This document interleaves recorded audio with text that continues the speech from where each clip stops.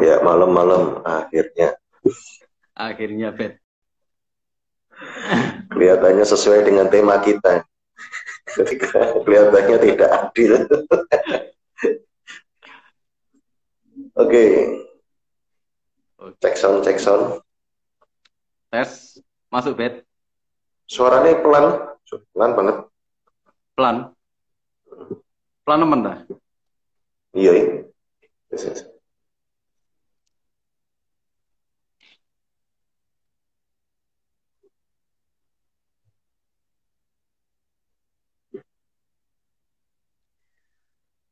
Ya, ini Shalom, Shalom. Sudah bergabung. Terima kasih. Ini temannya Ko Sony ini.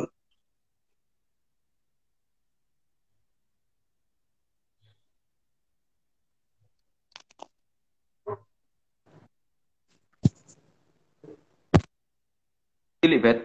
Suara nih, Bet.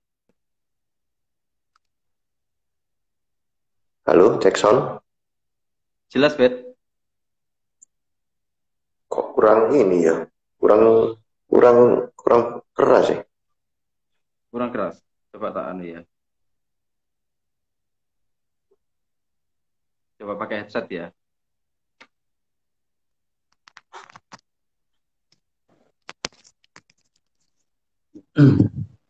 Halo, Bet. Ya, Jelas, ya, Bet. ini lebih oke sih. Jelas. Oke. Ya, ya.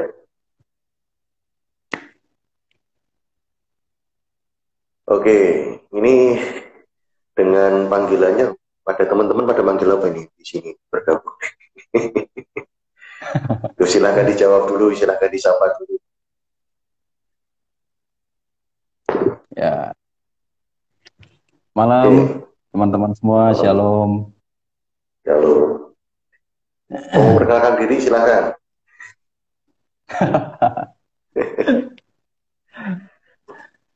Ya, seperti biasa. Ya, tapi namanya hari Mas ini Kota, temanya luar biasa. gitu ya. Ya, membuat penasaran. Saya juga tidak mau terlalu kepo. Gitu ya. Tadi juga nggak terlalu tanya-tanya dalamnya semua poinnya, tidak. Ini jadi juga dalam-dalamannya juga nggak tahu ini mau cerita apa. Tapi dunia tidak adil. Ya, termasuk mungkin ketidakadilannya yang lain sudah nikah, saya belum, gitu ya. Wah. Beda ya ternyata. Oke, silakan untuk pimpin kita hari ini untuk menikmati Tuhan. Dan program ini memang saya beri nama rest area gitu ya. Jadi memang kita menikmati Tuhan malam hari ini. Ayo. Shalom, saudara-saudara semua, teman-teman. Ya. Yuk, sebelum kita masuk ke sharing malam ini, yuk kita akan nyembah Tuhan sama-sama ya.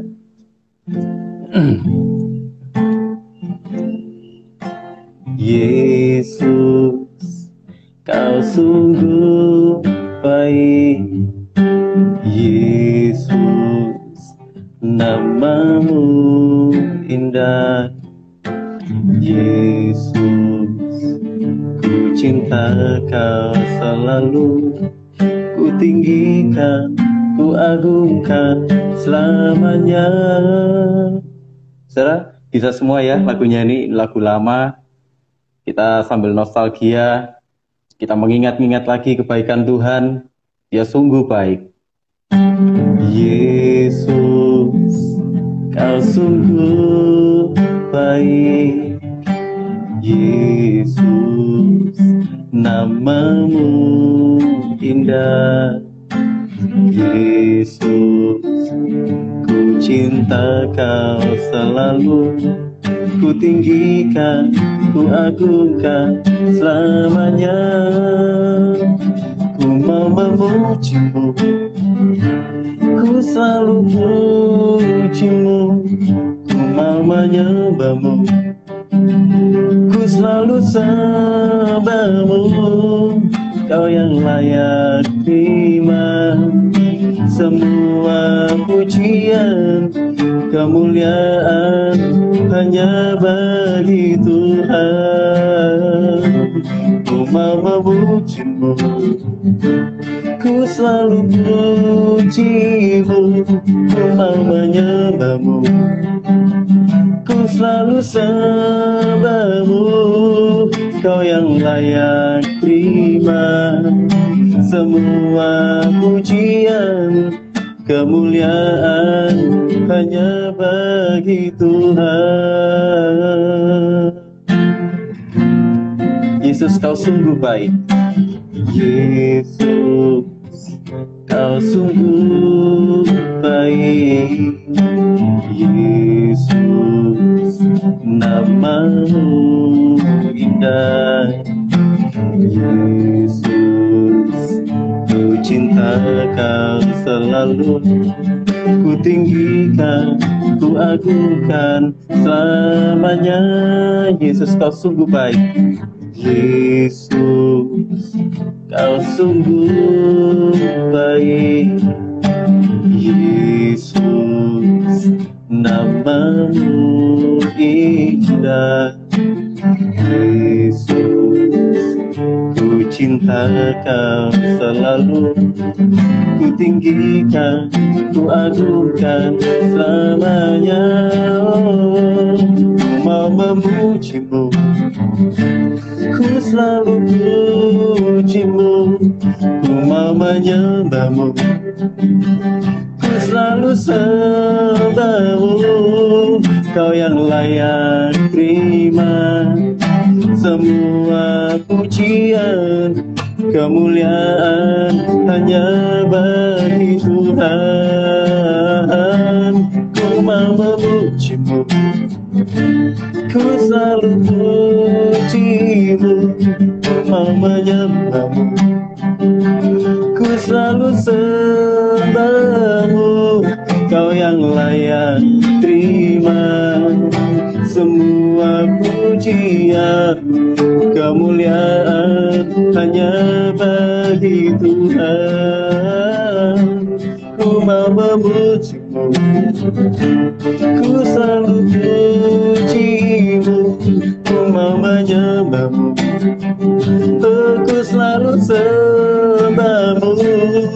Kau yang layak terima ya semua pujian, kemuliaan hanya bagi Tuhan. Ku mau memujimu, ku selalu pujimu, ku mau menyembahmu, ku selalu sembahmu. Kau yang layak terima semua pujian, kemuliaan hanya bagi Tuhan. Sekali lagi ku mau memujimu, ku mau memujimu, ku selalu pujimu, ku mau menyembahmu, ku selalu sembahmu. Kau yang layak terima semua pujian, kemuliaan hanya bagi Tuhan. Kau yang layak terima semua pujian, kemuliaan hanya bagi Tuhan. Kau yang layak terima semua pujian, kemuliaan hanya bagi Tuhan.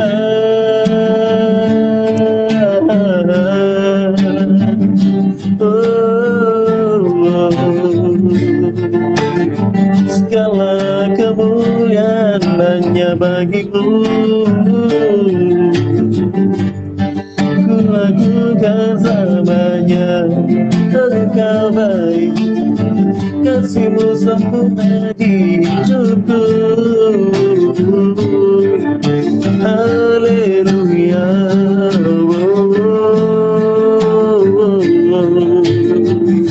Kau sertaiku selamanya, apapun yang terjadi. Ku percaya kasihmu besar ya Tuhan, rencanamu aja oh sempurna. Oh, Haleluya.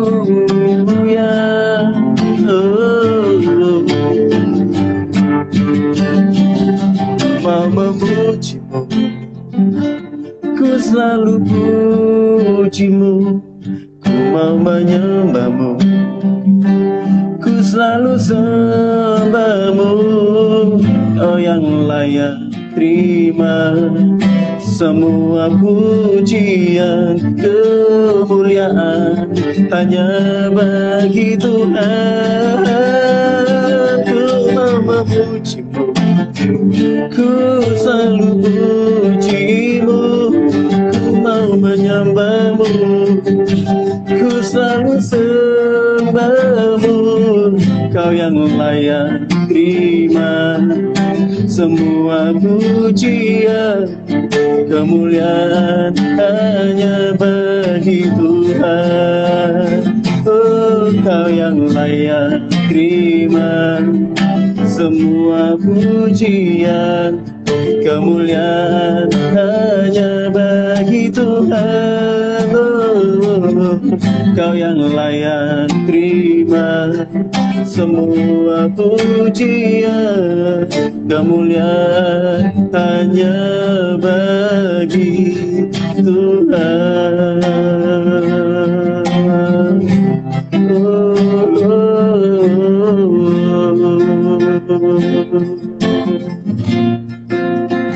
Kemuliaan hanya bagi. Haleluya.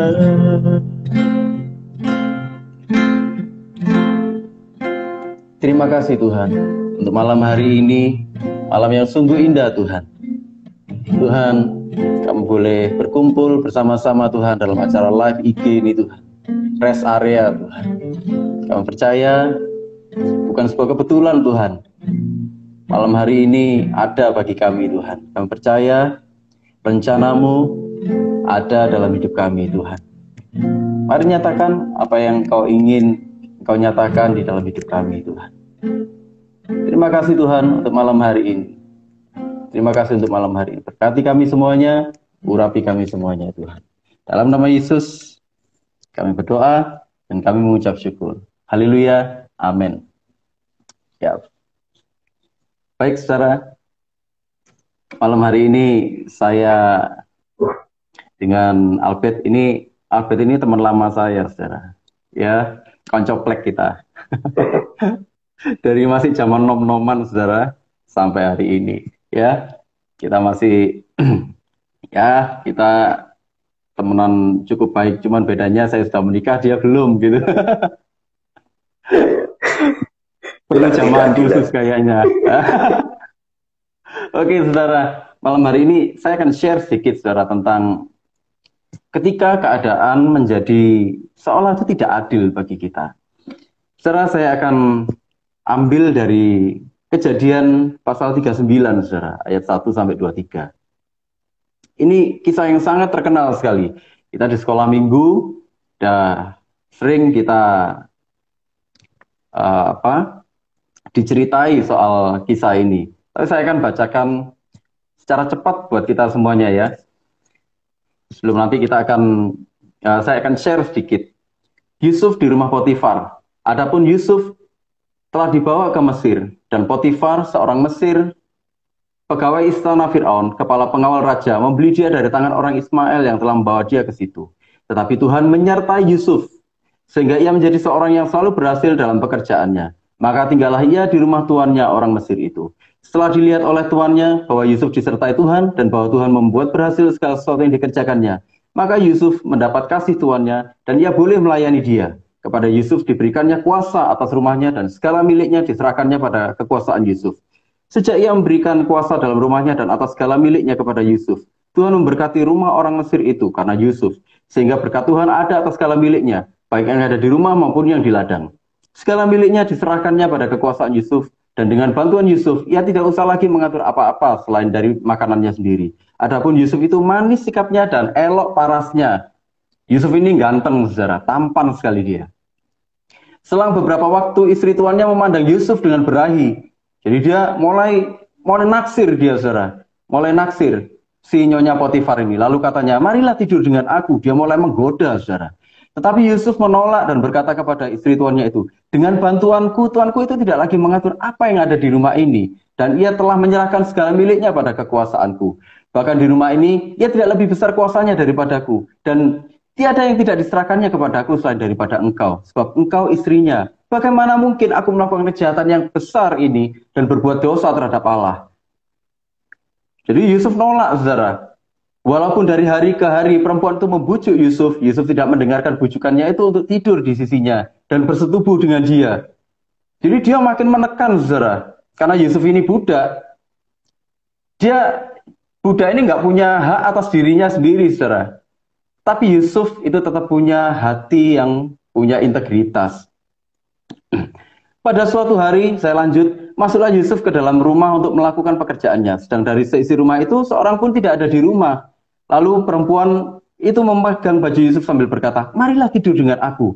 Tetapi Yusuf meninggalkan bajunya di tangan perempuan itu dan lari keluar. Ketika dilihat perempuan itu bahwa Yusuf meninggalkan bajunya dalam tangannya dan telah lari keluar, dipanggilnyalah seisi rumah itu, lalu katanya kepada mereka, lihat, dibawanya kemari seorang Ibrani, supaya orang ini dapat mempermainkan kita. Maksudnya, supaya dia, Yusuf ini melecehkan secara seksual. Orang ini mendekati aku untuk tidur dengan aku, tetapi aku berteriak-teriak dengan suara keras. Dan ketika didengarnya bahwa aku berteriak sekeras-kerasnya, ditinggalkannya lah bajunya padaku, lalu ia lari keluar. Juga ditaruhnya baju Yusuf itu di sisinya sampai tuan rumah pulang. Perkataan itu jugalah diceritakan perempuan itu kepada Potifar, katanya, hamba orang Ibrani yang kau bawa kemari itu datang kepadaku untuk mempermainkan aku. Maksudnya melecehkan aku. Tetapi ketika aku berteriak sekeras-kerasnya, ditinggalkannya bajunya padaku, lalu ia lari keluar. Baru saja didengar oleh tuannya perkataan yang diceritakan istrinya kepadanya, begini-begitulah aku diperlakukan oleh hambamu itu, maka bangkitlah amarahnya. Lalu Yusuf ditangkap oleh tuannya dan dimasukkan ke dalam penjara, tempat tahanan-tahanan raja dikurung. Demikianlah Yusuf dipenjarakan di sana. Tetapi Tuhan menyertai Yusuf dan melimpahkan kasih setianya kepadanya dan membuat Yusuf kesayangan bagi kepala penjara itu. Sebab itu kepala penjara mempercayakan semua tahanan dalam penjara itu kepada Yusuf dan segala pekerjaan yang harus dilakukan di situ. Dialah yang mengurusnya dan kepala penjara tidak mencampuri segala yang dipercayakannya kepada Yusuf karena Tuhan menyertai dia dan apa yang dikerjakannya dibuat Tuhan berhasil. Secara Potifar ini orang penting, orang berpengaruh, orang kaya. Kita juga melihat Yusuf ini orang yang sangat excellent. Itulah kenapa Potifar mempercayakan semuanya. Bahkan dia tidur di rumah Potifar, bukan di rumah pelayan-pelayan, saudara. Itulah tandanya bahwa dia sangat dipercaya. Dan kalau kita lihat ayat 2, 3, 21, 23, kita lihat Tuhan menyertai Yusuf sehingga Yusuf ini dibuat berhasil. Nah, keberhasilannya ini selain wajahnya yang tampan, saudara ya, itu diamat-amati terus sama istrinya Potifar. Dia bikin rencana mendekati Yusuf terus, ngajak Yusuf ini berbuat zina. Ini adalah satu ujian, saudara, bagi orang muda yang tinggal jauh dari rumah. Ini ujian kemurnian hati bagi Yusuf sebenarnya. Nggak ada yang lihat kok waktu itu. Dia digoda terus. Sebenarnya Yusuf itu seperti diperintah untuk, ayo kamu tidur dengan aku, tapi Yusuf menolak. Sampai akhirnya istri Potifar ini merencanakan rumah dalam keadaan kosong. Bagaimana mungkin rumahnya seorang pejabat, rumah seorang berpengaruh kosong sama sekali. Potifar nggak ada, semua pegawainya nggak ada, saudara. Yusuf masuk seperti biasa. Kayaknya sama Nyonya Potifar di setting seperti itu. Ayo, nggak ada siapa-siapa di sini. Inilah ujian integritas bagi dia. Tapi Yusuf menunjukkan integritasnya. Dia lari, dia menolak, dia lari. Apa yang terjadi? Dia berbuat benar, dia difitnah. Ini loh pegawai yang kamu bangga-banggakan ini, pegawai yang kamu bawa ini, melecehkan aku, melakukan pelecehan seksual sama aku. Si Potifar emosi, misalnya. Si Potifar emosi, langsung dibawalah dia.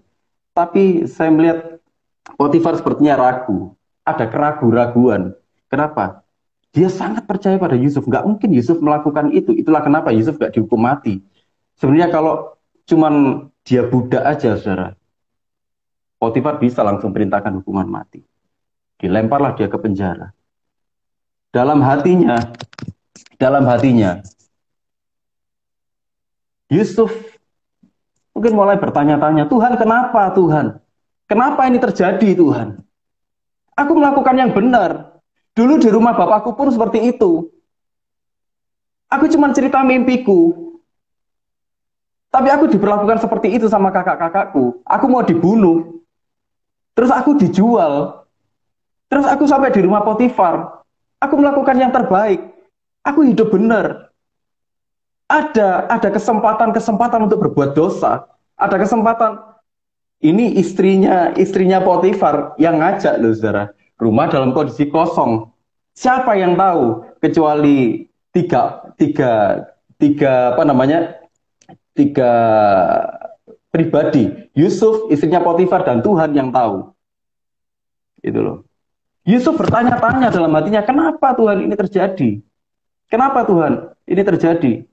Dia merasa diperlakukan tidak adil. Dia sudah hidup benar. Dia sudah melakukan yang terbaik, terbukti. Di rumah Potifar semuanya berjalan dengan sangat baik. Bahkan Yusuf membuat keuntungan-keuntungan terjadi. Baik di rumah, baik di ladang. Saudara, apa yang terjadi pada Yusuf, itu seringkali terjadi pada kita juga. Pada orang-orang hari-hari ini. Sudah hidup benar, tapi selalu dipersalahkan. Tuhan, kenapa aku kok hidupnya itu seperti ini? Aku sial gitu loh. Tuhan, aku ini sudah berbuat benar sesuai dengan firman. Aku bahkan gini, Tuhan, aku ini melayani loh Tuhan. Tapi kenapa kehidupan jadi seperti ini gitu loh? Kenapa waktu aku butuh jawaban doa bahkan aku butuh mujizat, nggak terjadi mujizat gitu loh. Nggak terjadi sesuatu yang luar biasa. Nggak terjadi ada pertolongan mungkin yang spektakuler yang kita harapkan.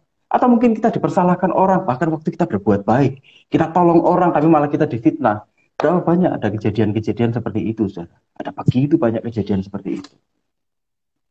Ya. Kita sudah berbuat baik, tapi perbuatan baik kita nggak ada artinya, nonsens semua. Gitu. Kita sudah melayani Tuhan, tapi kita merasa hidup kita tuh seperti ini terus, sial. Nggak ada apa-apanya hidup kita ini. Kerjaan seperti ini, kehidupan seperti ini. Kenapa sih? Nggak Tuhan kasih kelegaan dikit aja gitu loh. Tapi kenapa kok rasanya itu kehidupan ini menekan terus-terusan gitu loh. Kita ini nggak ada nafasnya sama sekali gitu loh. Kita sudah lelah dengan kehidupan ini. Banyak orang mengalami itu. Tapi kita juga bisa melihat ada begitu banyak reaksi. Kebanyakan orang, apa reaksinya? Menyalahkan Tuhan. Seolah-olah Tuhan nggak becus ngatur kehidupan gitu loh. Berapa banyak kita ketemu sama orang-orang, Tuhan kenapa engkau nggak lakukan ini Tuhan? Tuhan kalau memang engkau Tuhan, kenapa engkau nggak lakukan ini? Kalau memang engkau berkuasa Tuhan, kenapa engkau nggak dengar doa-doaku? Kalau Tuhan memang berkuasa, kenapa engkau tetap biarkan ini terjadi di dalam kehidupanku? Ya kan? Seolah-olah Tuhan tuh nggak ngerti apa-apa dan kita harus dikte Tuhan gitu loh. Tuhan lakukan ini. Tuhan supaya kehidupan jadi lebih baik. Lakukan ini, lakukan itu, lakukan ini, lakukan itu. Kita memaksakan keinginan kita pada Tuhan. Sebenarnya yang jadi Tuhan siapa? Kita atau Tuhan? Gitu loh. Kadang-kadang manusia ini berlagak seperti Tuhan, saudara. Dalam keterbatasannya manusia berlagak sebagai Tuhan. Mereka ngatur-ngatur Tuhan. Bahkan tanpa sadar, mungkin kita minimal sekali dalam hidup kita berlaku seperti itu kepada Tuhan. Kita sedang ngomong, Tuhan kau nggak becus ngatur kehidupanku. Ikuti kemauanku Tuhan, ikuti jalan pikiranku Tuhan, supaya kehidupan ini jadi jauh lebih baik.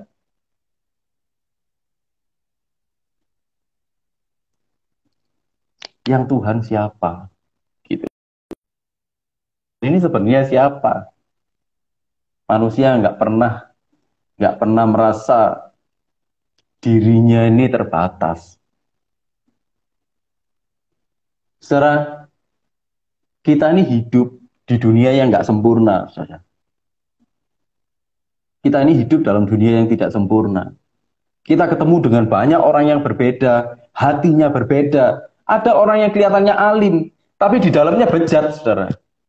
Misalnya, luar alim, dalam alum, saudara. Iya kan?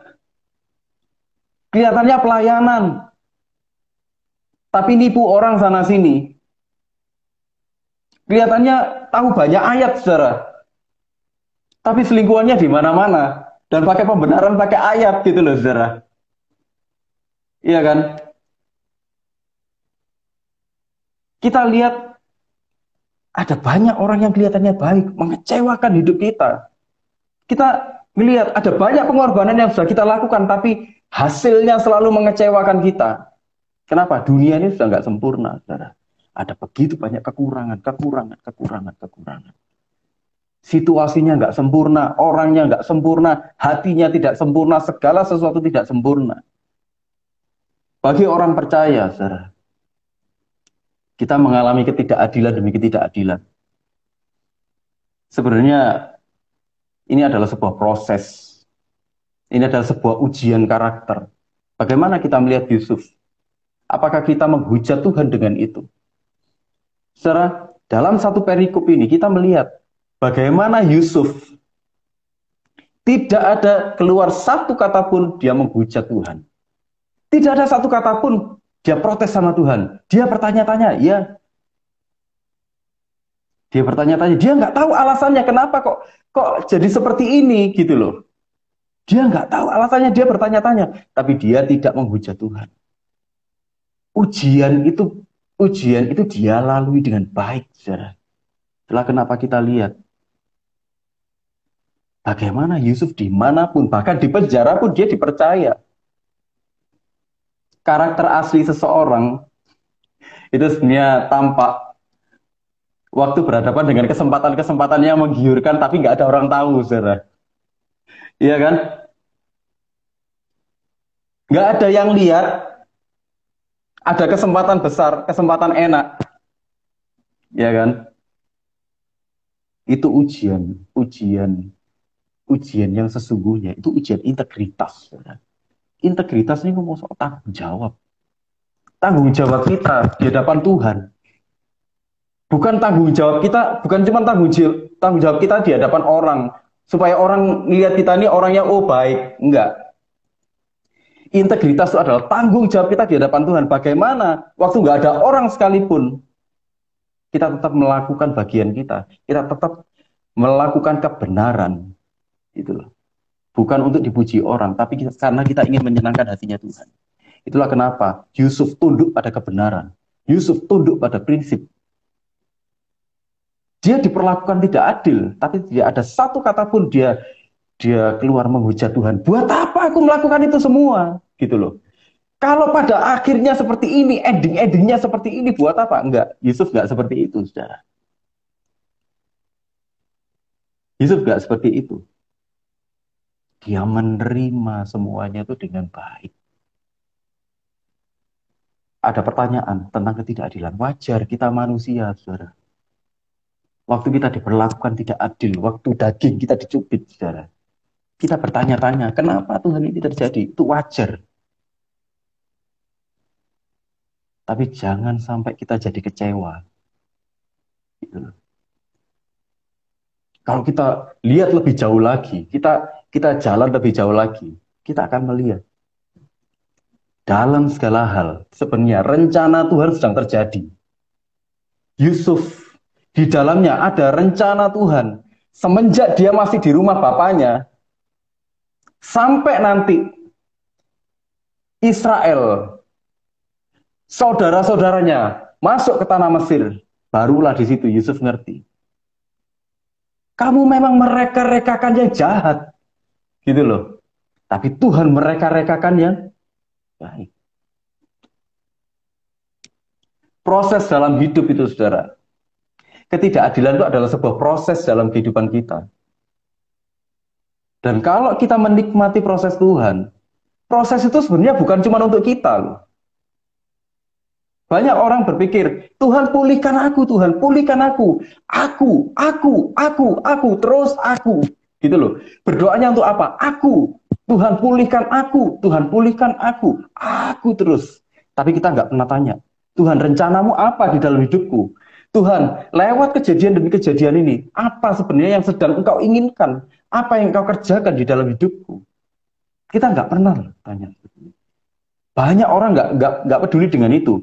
Orang cuma peduli dengan pemulihan. Orang cuma peduli dengan mujizat. Sebenarnya Tuhannya siapa? Tuhan kita Yesus Kristus. Ataukah pemulihan dan mujizat itu yang jadi Tuhan kita sebenarnya? Banyak orang cuma berdoa, minta mujizat terjadi, tapi nggak minta kehendak Tuhan terjadi di dalam hidupnya. Kalau kita menyadari proses di dalam hidup, proses ini bukan untuk kita. Waktu proses itu terjadi dan kita melalui setiap proses itu, dampaknya itu untuk orang di sekeliling kita juga, saudara.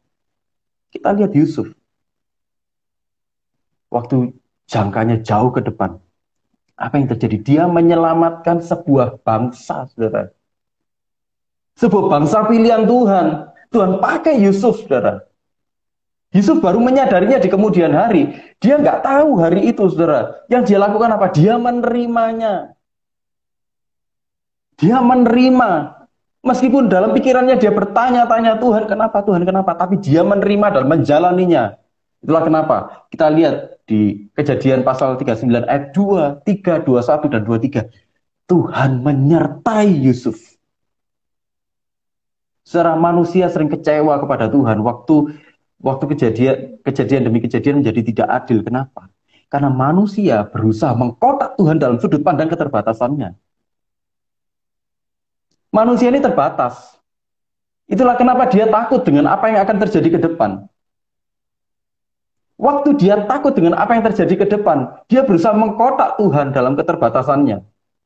Sementara Tuhan kita itu Tuhan yang nggak terbatas, saudara. Waktu dia berencana di dalam hidup kita, dia sudah tahu rencana itu akan terjadi ke depan. Dalam kemahatauannya dia tahu bahwa rencananya pasti terjadi dan tidak akan gagal. Gitu loh. Tapi manusia berusaha mengkotak Tuhan dengan sudut pandangnya, gitu loh. Karena ketakutannya akan masa depan. Manusia nggak ngerti, detik ke depan pun manusia nggak ngerti, saudara. Dia mau jadi apa, mau dapat apa, gitu loh. Saudara, kalau kita terus mengkotak Tuhan dalam keterbatasan kita, Tuhan kenapa engkau nggak lakukan ini? Tuhan engkau harus lakukan ini, engkau harus lakukan ini, engkau harus lakukan ini. Tuhan, aku sudah beriman loh Tuhan. Saudara, sebenarnya waktu kita beriman, iman kita ini kepada Tuhan atau kepada jawaban doa? Bukankah iman yang sesungguhnya, puncak daripada iman adalah penyerahan total kita kepada kehendak Tuhan? Tapi banyak orang nggak memahami itu, saudara. Mereka berpikir bahwa beriman berarti waktu kita berdoa Tuhan jawab doa kita. Gitu loh. Nggak salah kita beriman, Tuhan aku percaya engkau akan menolong aku. Itu nggak salah sama sekali, itu nggak salah. Tapi kita harus tahu sebenarnya yang jadi Tuhannya itu siapa.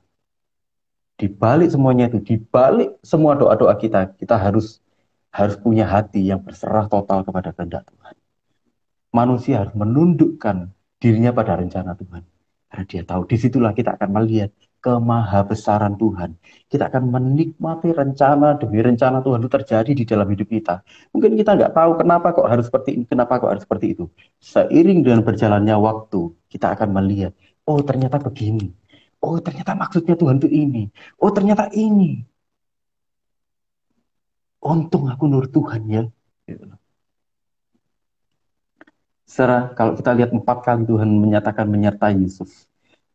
Di ayat 2, 3, 21, dan 23. Artinya apa? Tuhan tidak akan membiarkan rencananya gagal. Dia akan memberi kekuatan tiap anak-anaknya.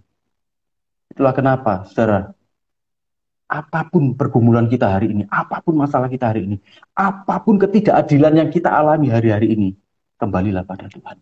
Tanya, Tuhan, apa rencanamu? Kasih aku hikmat, kasih aku kekuatan untuk melangkah dengan ini semua. Kehidupan akan terus berjalan, saudara.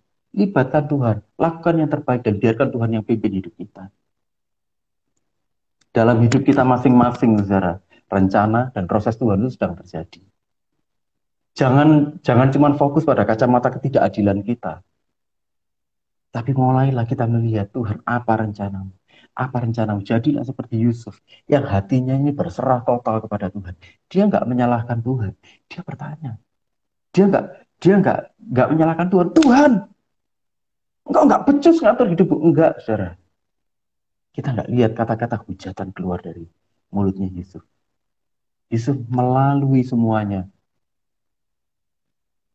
Dan kita bisa melihat Yusuf mengemban sebuah rencana yang besar dan dia berhasil melakukannya. Hidupnya berdampak. Bagaimana bangsa pilihan Tuhan itu diselamatkan melalui hidupnya Yusuf. Saudara, jangan fokus pada ketidakadilan demi ketidakadilan yang terjadi dalam hidup kita. Yuk kita fokus. Ayo kita mulai tanya sama Tuhan, apa Tuhan mau? Dan percayalah, waktu hati kita ini kembali kepada Tuhan, fokus kembali kepada kehendak Tuhan, Tuhan akan kasih kita kekuatan, Tuhan akan pimpin, dan kita akan melihat hal-hal yang luar biasa Tuhan kerjakan di dalam hidup kita. Bukan cuma mujizat, saudara, tapi kita akan melihat bagaimana hidup kita ini terlibat dalam rencana Tuhan itu luar biasa, gitu loh. Dan hidup kita berdampak luar biasa. Amin, saudara. Ayo, saudara, saya dorong kita semuanya. Hiduplah dalam rencana Tuhan. Gimana, Bet? Ada yang mau ditambahkan, Bet? Saya nggak nambahkan Alkitab. Mazmur 73 itu kelihatannya kok mirip ya. Mazmur 73 ini Mazmur 73 judulnya Pergumulan dan Pengharapan, Mazmur Asaf. Ya, Mazmur 73. Ya, sesungguhnya Allah itu baik bagi mereka yang tulus hatinya, bagi mereka yang bersih hatinya. Ini mungkin juga jadi keyakinannya Yusuf gitu ya, menjaga integritasnya. Ya. Oh, Allah pasti ya, kita semua juga yakin kalau Allah itu baik buat mereka yang betul-betul tulus hati, ya mereka yang bersih hatinya. Ya. Tetapi anehnya langsung beralih ke ayat yang kedua, tapi aku sedikit lagi maka kakiku terpleset, nyaris aku tergelincir. Lalu sebab aku cemburu kepada pembual-pembual kalau aku melihat kemujuran orang-orang fasik. Jadi ini tadi mirip gitu ya. Kalau Yusuf mungkin tidak bersuara, tetapi kalau Asaf ini justru ini menuliskan dalam Mazmur. Mazmur dia protes gitu. Kenapa orang yang nggak jaga hidup gitu ya, orang yang sembrono itu kok justru diberkati gitu tampaknya. Sebab kesakitan tidak ada pada mereka, sehat dan gemuk tubuh mereka. Mereka tidak mengalami kesusahan manusia dan mereka tidak kena tulah seperti orang lain. Sebab itu mereka berkalungkan kecongkaan dan berpakaian kekerasan. Karena kegemukan kesalahan mereka menyolok, hati mereka meluap-luap dengan sangkaan. Mereka menyindir dan mengata-ngatai dengan jahatnya. Hal pemerasan dibicarakan mereka di tinggi hati, malah bangga gitu ya, kejahatan. Mereka membuka mulut melawan langit dan lidah mereka membual di bumi. Sebab itu orang-orang berbalik kepada mereka, menempatkan mereka seperti air yang berlimpah-limpah. Mungkin justru malah temannya banyak gitu. Dan mereka berkata, bagaimana Allah tahu hal itu? Seolah-olah kayak ketidakadilan ini dibiarkan, seolah-olah Allah diam saja gitu ya. Adakah pengetahuan pada yang maha tinggi? Itu sampai protesnya sudah bukan hanya ngomel ke manusia, protes ke Tuhan. Apa Tuhan nggak tahu? Gitu. Nah, lalu sesungguhnya itulah orang-orang fasik, mereka menambah harta benda dan senang selamanya. Sia-sia sama sekali. Ini bahkan sampai udah hopeless, udah ngapain deh gitu ya. Untung ya Yusuf nggak ngambek gitu. Yusuf di penjara tetap punya integritas dan excellent gitu ya. Tetapi Asaf ini justru sampai udah ngambek, sia-sia sama sekali aku mempertahankan hati yang bersih dan membasuh tanganku, tanda tak salah. Namun sepanjang hari aku kena tulah. Malah kalau Yusuf mungkin ketidakadilan sekali, walaupun akibatnya berhari-hari di penjara. Tapi ini juga sama. Ini sama sepanjang hari aku kena tulah dan kena hukum setiap pagi. Seandainya aku berkata, aku mau berkata-kata seperti itu, maka sesungguhnya aku telah berkhianat ya, kepada angkatan anak. Ternyata mungkin ini nggak kemudian sadar ya, Kalau aku ngomong kayak gitu, nah, ada hal lain ini. Tapi ketika aku bermaksud untuk mengetahuinya, hal itu menjadi kesulitan di mataku. Ya, semakin dipikir tambah stres. Ya. Tapi tadi mungkin jangan fokus ke ketidakadilan tadi kata Bro Sony tadi kan gitu ya. Jadi makin dipikir ini juga mungkin makin cekot-cekot gitu kepalanya gitu ya. Sampai aku masuk ke dalam tempat kudus Allah dan memperhatikan kesudahan mereka. Buat saya tadi apa kata Kak Sony tadi ya tentang siapa yang Tuhan, siapa yang jadi Tuhan gitu ya. Kemudian kesadaran itu membuat kita sampai aku masuk ke dalam tempat kudus Allah. Ya, coba kita memahami dari sisi Tuhan. Sesungguhnya di tempat-tempat licin kau taruh mereka, kau jatuhkan mereka sehingga hancur. Betapa binasa mereka dalam sekejap mata, lenyap habis oleh karena kedahsyatan, seperti mimpi pada waktu terbangun ya Tuhan, pada waktu terjaga. Rupa mereka kau pandang hina. Ketika hatiku merasa pahit dan buah pinggangku menusuk rasanya, aku dungu dan tidak mengerti, seperti hewan aku di dekatmu, tetapi aku tetap di dekatmu. Engkau memegang tangan kananku, dengan nasihatmu engkau menuntun aku. Tadi seperti Kak Sony yang terakhir sampaikan, kesadaran bahwa Allah menyertai, bahwa rencana Allah tidak pernah gagal. Dan aku tetap di dekatmu, engkau memegang tangan kananku, dengan nasihatmu engkau menuntun aku. Dan kemudian engkau mengangkat aku ke dalam kemuliaan. Siapa gerangan ada pada di surga selain engkau? Selain engkau tidak ada yang ini di bumi. Sekalipun dagingku dan hatiku habis lenyap, gunung batuku dan bagianku tetaplah Allah selama-lamanya. Sebab sesungguhnya siapa yang jauh daripadamu akan binasa. Kau binasakan semua orang yang bersinah dengan meninggalkan kau. Tetapi aku suka dekat dengan Allah, menaruh tempat perlindunganku pada Tuhan Allah, supaya dapat menceritakan segala pekerjaan. Jadi kalau tadi Kak Sony berkata, jangan fokus pada ketidakadilannya, juga cari kehendak Tuhan. Kalau dalam bahasa firman Tuhan yang barusan kita baca ini, ya jangan fokus kepada apa yang terjadi di depan kita atau yang kita alami, tapi juga kepada siapa gitu ya. Fokus pada siapa Tuhan.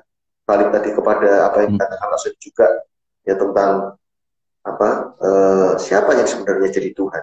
Jadi, yuk kita mengharapkan kita akhiri ya malam hari ini gitu kembali kepada fokus kepada siapa Tuhan, ya, kembali kepada menginginkan Tuhan lebih dari apapun gitu ya.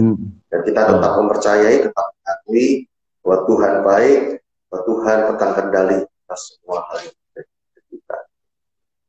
Oke, silakan kalau ada yang koreksi juga. Silakan. Oke. Jadi sebenarnya aktor dalam kehidupan kita, dalam seluruh kehidupan itu sebenarnya adalah Tuhan. Kalau kita lihat di cerita Yusuf tadi, sebenarnya sejak dari awal Tuhanlah yang jadi sutradara besarnya. Bukan Yusuf sebenarnya. Yusuf ini melakukan apa yang jadi kehendak hatinya Tuhan. Meskipun dia sebenarnya nggak tahu apa-apa ke depan, dia nggak tahu, tapi hatinya itu pasrah kepada Tuhan. Itu. Ya biarlah kita ini punya hati yang sama seperti yang dimiliki oleh Yusuf. Ya. Oke, saudara. Oke, Bet. Ya. Oke. Kalau gitu sekarang kita ini doa ya, Bet ya. Atau mau lagu? Ada lagu lagi. Lagu ya. Sebagai Oke, yuk kita nyanyi. Mendeklarasikan ya, apa yang kita percaya. Kita nyanyikan satu lagu, saudara ya. Hatiku percaya, saudara. Kadang-kadang kita nggak ngerti Tuhan. Ini kenapa sih kok terjadi seperti ini Tuhan? Tapi biar hati kita, biar iman kita ini sampai kepada puncak iman itu apa? Penyerahan yang total kepada Tuhan. Dan biar kehendak Tuhan terjadi dalam hidup kita. Saat ku tak melihat jalanmu, saat ku tak mengerti rencanamu, namun tetap ku pegang janjimu. Pengharapanku hanya padamu. Hatiku percaya, hatiku percaya, hatiku percaya, hatiku percaya, selalu ku percaya.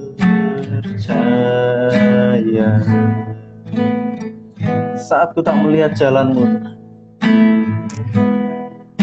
saat ku tak melihat jalanmu, saat ku tak mengerti rencanamu, namun tetap ku pegang janjimu.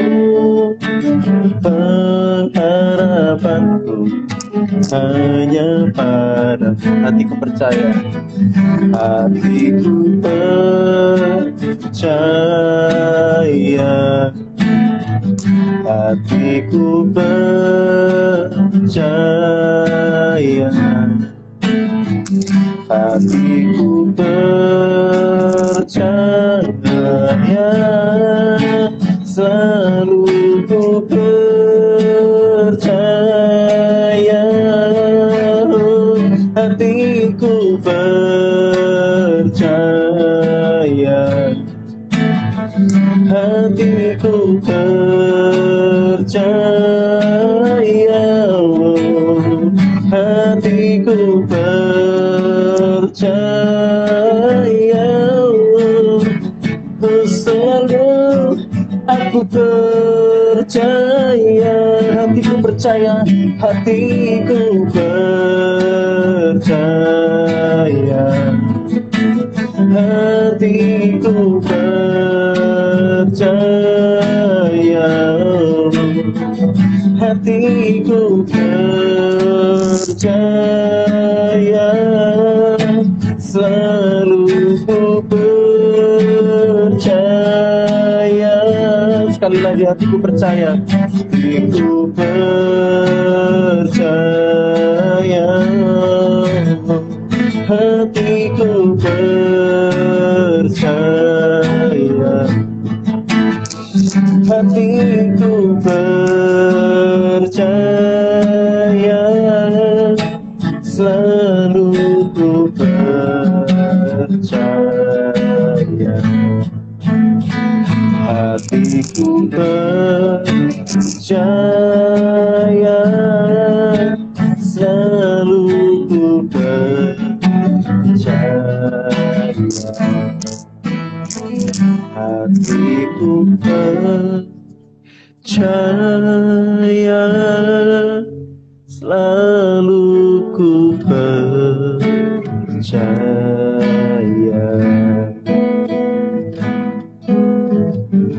Tuhan, apapun yang terjadi dalam hidup kami hari-hari ini Tuhan,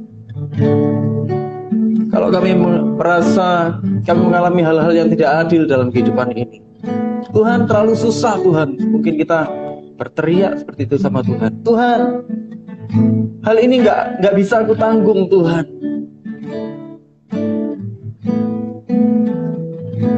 Tapi firman Tuhan berkata, segala perkara dapat kutanggung di dalam Dia yang memberi kekuatan kepadaku.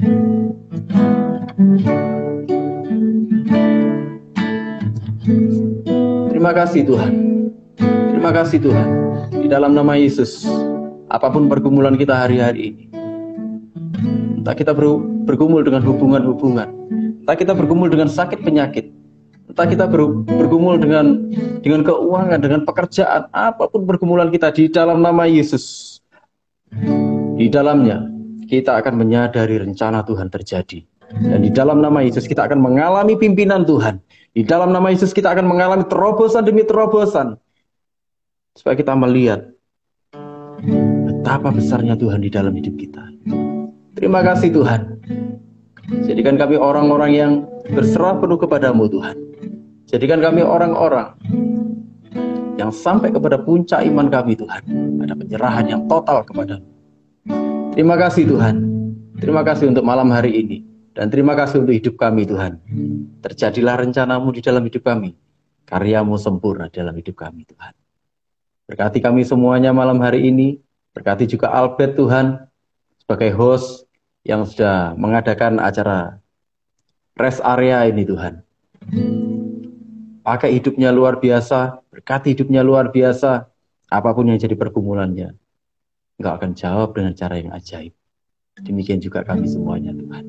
Terima kasih Tuhan untuk malam hari ini. Di dalam nama Yesus, kami menyerahkan hidup kami dalam nama-Mu, ke dalam Tangan-Mu. Terjadilah rencana-Mu. Dalam nama Yesus, kami berdoa dan mengucap syukur. Haleluya. Amin. Makasih.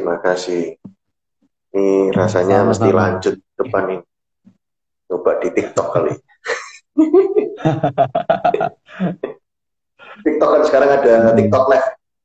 Gitu. Oh iya. Bisa berdua juga nih lihatnya. Jadi terima kasih. Banyak meme atau banyak gambar di beredar di medsos itu kan, lebih baik kita menyalakan lilin daripada mengutuk kegelapan, daripada kita